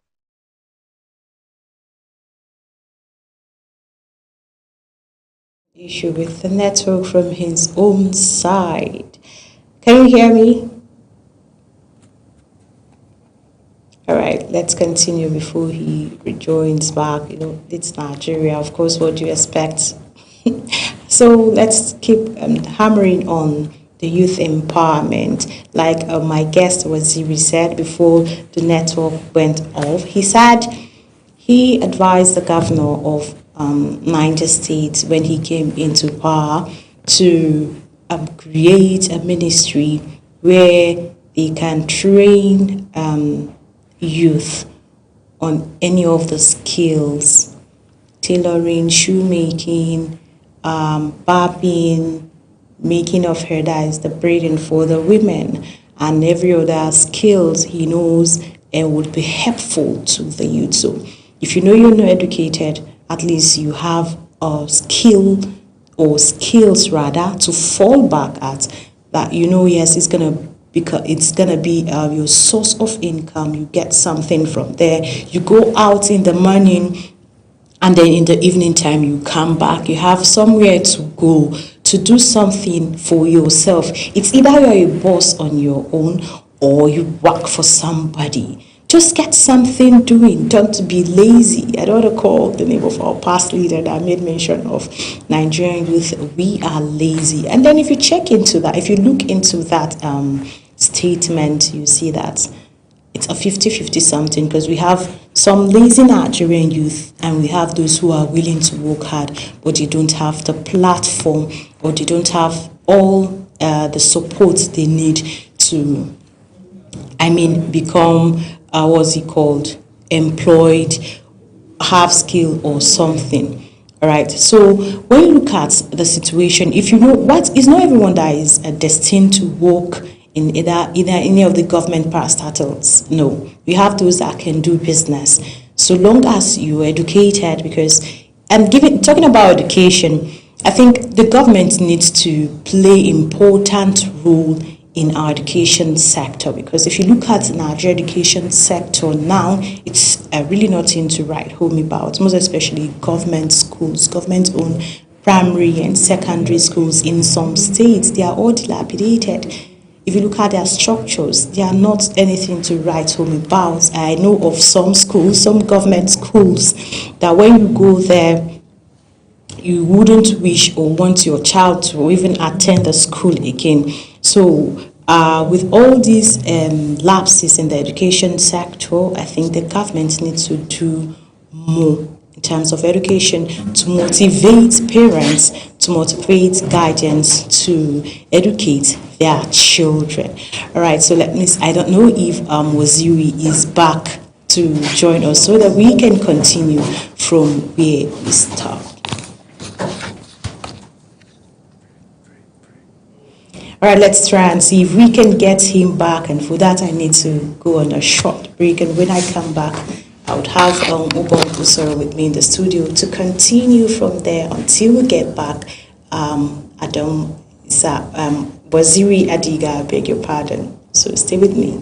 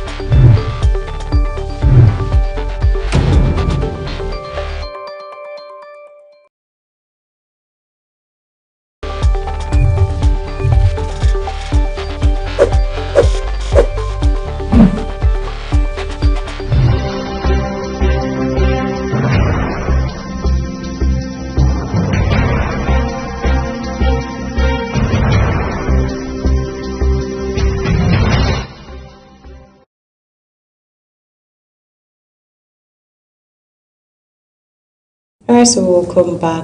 I'm able to get Waziri Adiga to join us because of the network issue from his own side and not from Global TV. Right, so what I have together with me in the studio, Ubong Utsara, who is here to also help us out through the issue of youth unemployment or redefining unemployment in Nigeria. Thank you, and welcome back to the studio, Ubong Utsara. Alright, so how can Nigeria improve access to quality education for young people? Because it's very, very necessary for a Nigerian person to get this basic knowledge first. You know, some people start at secondary and stop primary and stop at secondary level. You get, because they don't further because they don't have the financial support or any other support they need to go further. They stop there, but then they have skill to fall back to. So how do you think we can improve the access to quality education for young people? Well, I think basically it's the work of the government, because education is, the government has a lot of role to play in providing access to quality education, facilities that are nearby to young persons. Because, for instance, there are some communities that need to trek for kilometers to go to school, and for some persons it's difficult, to sell that idea, especially now that there's insecurity, that you have to leave your children for long hours to work and get to school. So those are issues that could come against education and all of that. So that's one on one end. There's the process of making education free and accessible, right? In some states, education is still very costly for people, right? Especially for states that don't have free education. So there should be a universal free education, at least from ages maybe 0 to 18 or 16, right? So for your primary and secondary school, you don't even need to pay. You should not be paying for it. So that's one thing. And we should also see that those who've gone to school can actually do well with the school, because when people look and see people who've gone to school and they come back to the community and they cannot add anything positive to the community, it brings a lot of issues to those who are involved, and people could feel that there's no need of going to school. If I was in school for many years and I wasn't able to add anything, right? I'm back from school, there's no job, there's no hope, there's no life. And my friend who maybe started a business or maybe was into farming, has gotten married, has done stuff for himself, so why do I need to go to school? So some Nigerians are losing faith in education because those who have gone there before seem to come to nothing. I've seen people say school is scam. In the popular parlance, they say school is scam, and they say it's good, and some people believe that, right? So, and with the advent of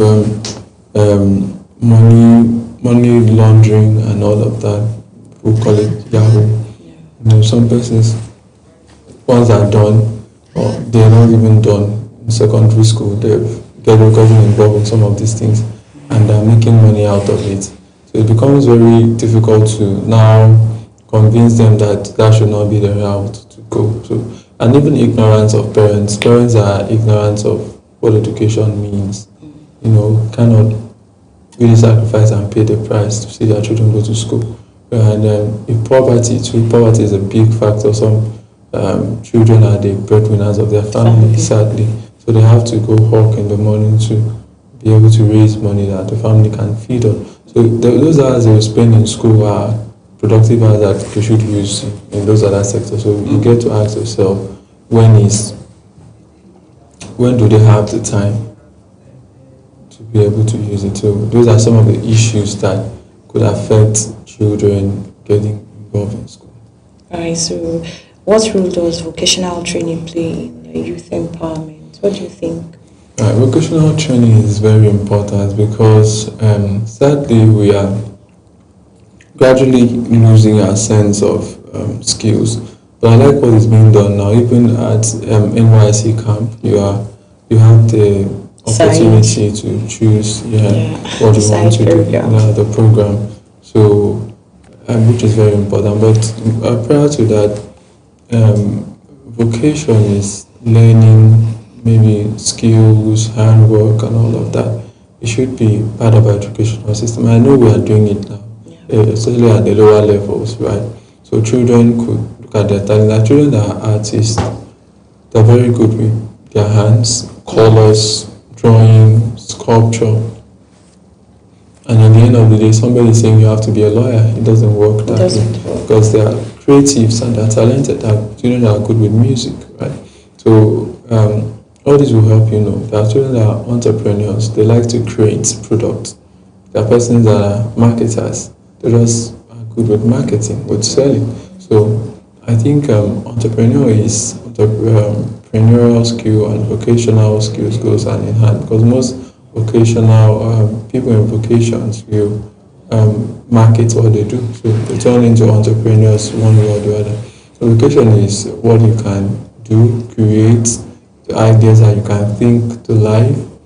You see people going to repairs, you see people going to maintenance, you see people going to product marketing, and that's how economies like China grow, because they are really into vocation. They manufacture products, phones, electronics, everybody.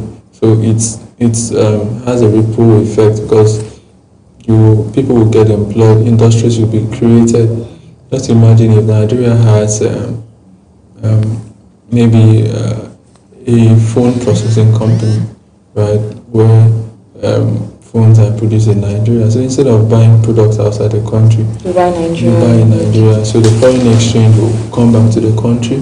Job employment should be provided for those in the country, right? So and this thing starts small.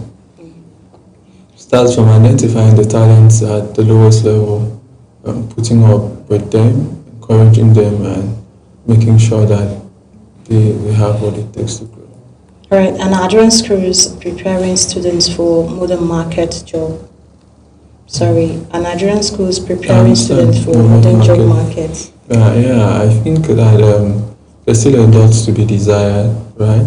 Because some persons have said that some of the courses that are being studied, I heard Reno Mokri say the other time, that some of the courses that are being studied in Nigeria are courses that have overstayed their time frame. They're not courses that are useful to humanity. Again, those are debatable, right? But the current job market leans more towards science and a little bit of humanities. So we have to try to stay competitive. And I think technology now, even for those who are into arts, there's a lot that you could do with technology. The AI is helping to make work more easy and simple for persons. And that's like a very good thing. So we have people today who are teachers, who are teaching foreign students, who are teaching Nigerian languages, who are teaching Hausa languages to Nigerians who are outside, who want to learn Hausa. So the internet has actually redefined how we do work and how we work, and I think that's a good way. So, but there's still a lot of competition that has to do, because I've heard stories of people who say they finished in Nigeria, they were even practicing maybe law or maybe medicine, and once they got outside Nigeria, they were subjected to tests again before they could be licensed to practice in those places. It shows how some of those countries rate our certificates. But there are lots of things that people are not still being taught today. For instance, people really get to learn how to deal with money, investment. These are subjects that should be taught across, because they're going to need it all through life. How do you invest money? How do you do savings? How do you get profit out of money? So these are things that should be taught, very well. So you still find out that some lecturers are still using the same notebooks or the same journals they used some 20, 15 years ago. Yeah. Right? Every session they still use the same, so no innovation. So in those contexts, we can say that it could be challenging. I hear a story of a woman, somebody I know personally, who graduated as, she was best in her class in chemistry in Nigeria some years ago. Then she got an admission to go abroad for studies, and in that, where she went to, there were other chemistry graduates from across the world. So one of these days, a machine was brought in for them to use, and she has been seeing the machines in textbook, but she has never seen it in real life. So while the machine came in, those from China, other countries, Russia, you start playing with it. In her mind, she was like, what is this? Because even when she was the best in chemistry in her school in Nigeria, when she got abroad, she looked lost because most of the things she did was theory and practical aspects. So I think that with the work like people like Ted Fund is doing and the work like the federal government is doing in education, there's been some level of development, but we still need more. Right? We still need more. I studied geography in school. I know those days that we had to stay in lines for us to be able to use our lab because the facilities we have could not carry the number of students we have. So, I'm not saying it's a bad thing, but I'm saying that we can do more. Absolutely. So, yeah, we are trying, but there's still a lot to be done. All right, talking about digital innovation, how can digital skills help Nigerian youth compete globally? Yeah, digital skills are the way to go. It's a lot of Nigerian youth are already, making so much money from digital skills. We've seen that all across the world, right? Digital skills like AI, automation, hosting digital skills, and even digital marketing, editing, and the rest of it. These are jobs that lots of Nigerian youths are really making.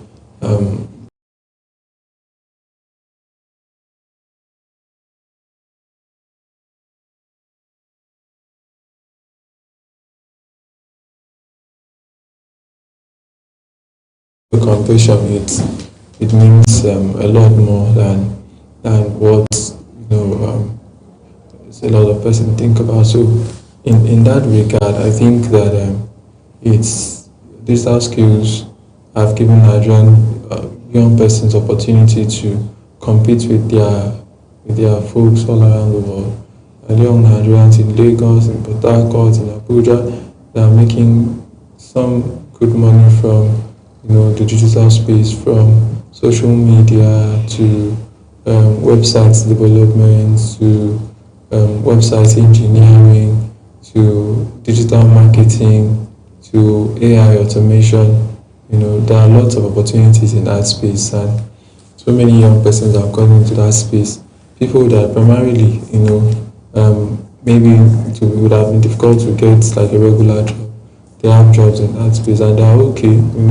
They work at their own convenience, and then they can do the things they need to do. So I think that the digital space have actually opened up a lot of opportunities for Nigerian youth. So what skills are most important for young Nigerians in today's economy? Yeah, I would say digital skills again. Digital skills are very, very important for everybody, for young Nigerians to learn. In fact, now there are schools that are really teaching these things at the cradle. Things like networking. We could even talk about system development. We could talk about skills like website development. We'll talk about skills like coding.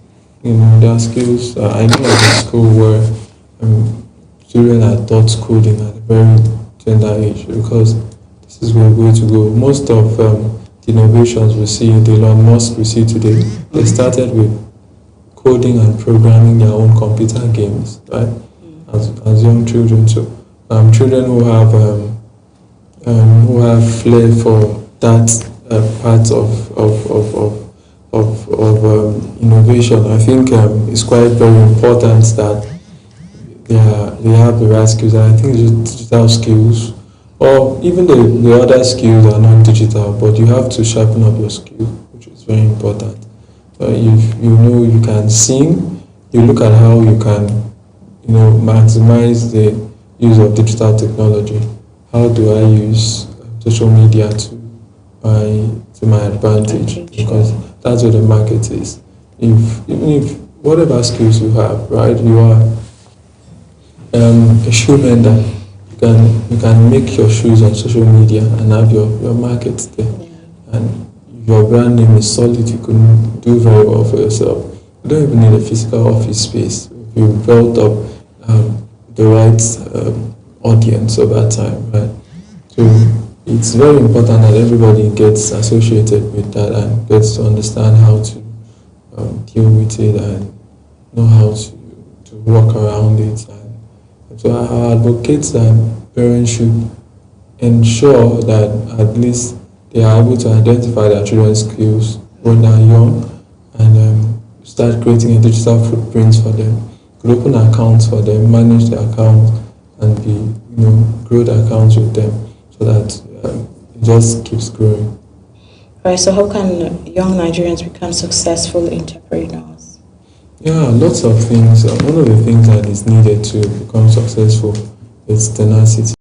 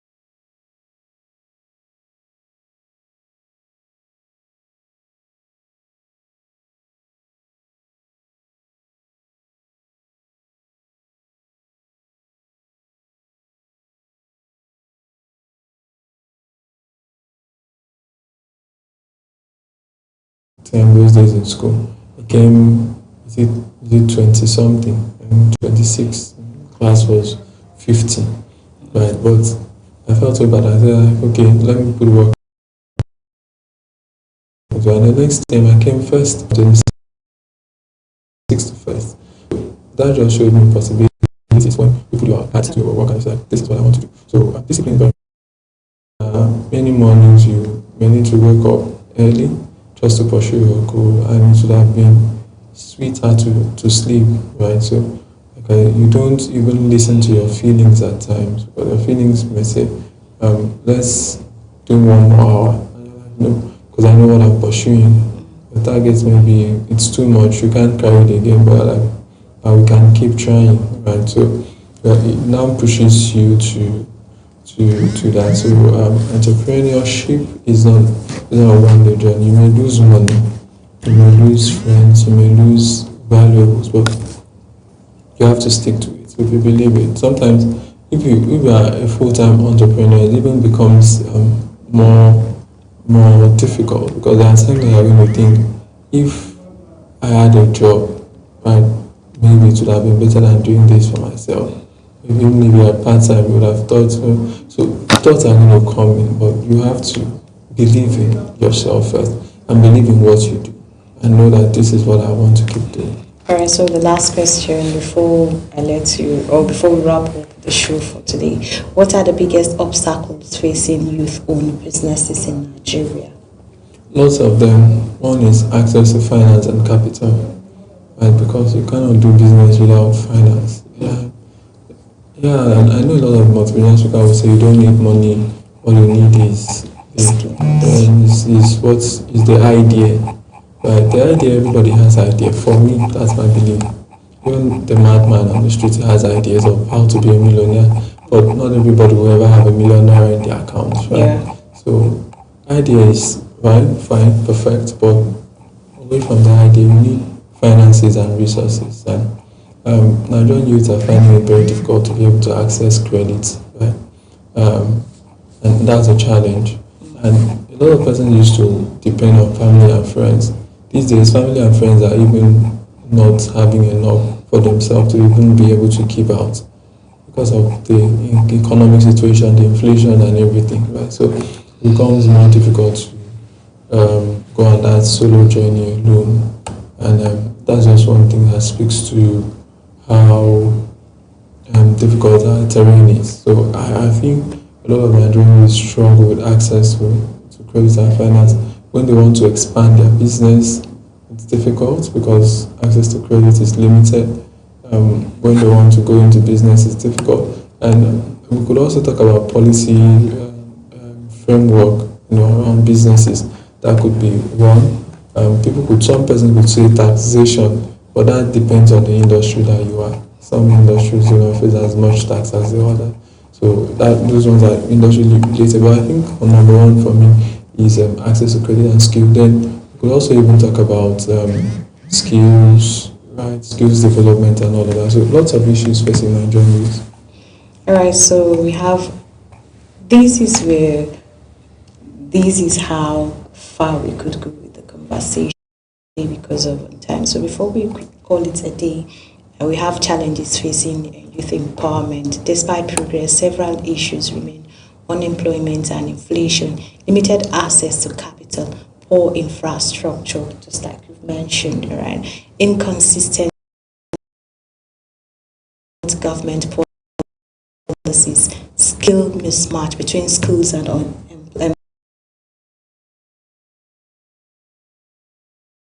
employers, rural inequality, corruption and bureaucracy. Many young people also struggle with internet costs, electricity supply and limited mentorship network.